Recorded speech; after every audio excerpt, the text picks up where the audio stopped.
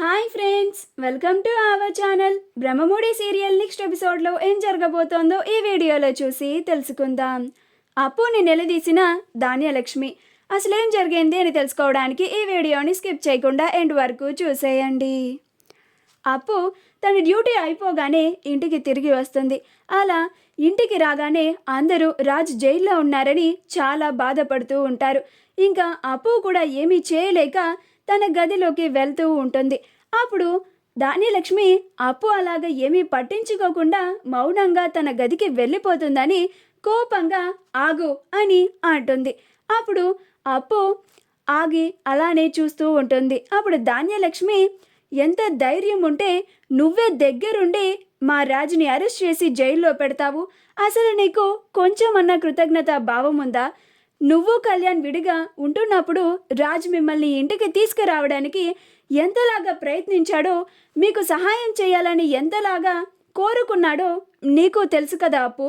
అయినా రాజ్ని ఎలాగా నీకు జైల్లో పెట్టాలనిపించింది అని అంటుంది.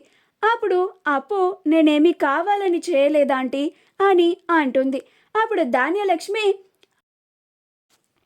కావాలని చెయ్యలేదా? నువ్వు కావాలనే ఇదంతా చేశావు అని అంటుంది.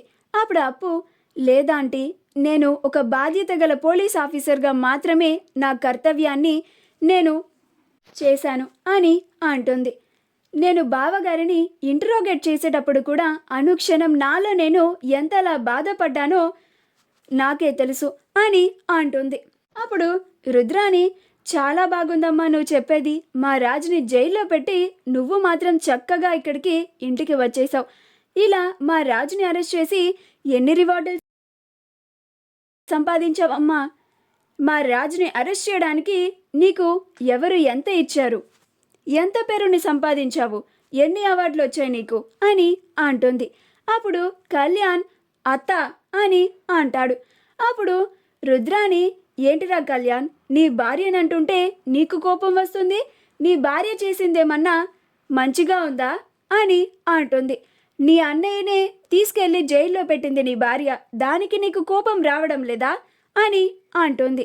అప్పుడు కళ్యాణ్, నా భార్య ఒక పోలీస్ ఆఫీసర్, తన బాధ్యతని తన డ్యూటీని తను చేసింది, అంతేకాని నా భార్యకి వేరెవరి మీద కోపం లేదు, పగ లేదు, కావాలని ఏది చేయలేదు కూడా. ఆ విషయం అన్నయ్యకి తెలుసు, వదినకి కూడా తెలుసు, పెద్దమ్మకి తెలుసు, తాతయ్య నానమ్మలకి, ఇంట్లో వాళ్ళందరికీ తెలుసు అని అంటాడు.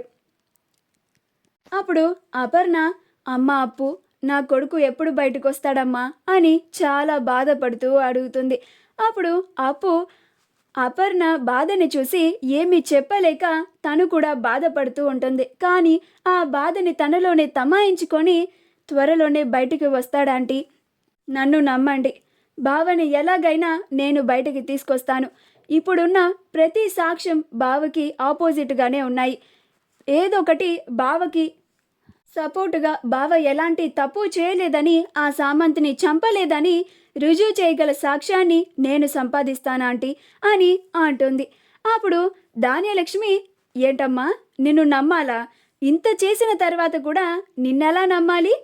నువ్వే దగ్గరుండి మా రాజుని జైల్లో పెట్టిన దానివి, నువ్వు సాక్ష్యాన్ని సంపాదించి మా రాజుని బయటికి తీసుకొస్తావంటే ఎలా నమ్మమంటావు నిన్ను అని అంటుంది.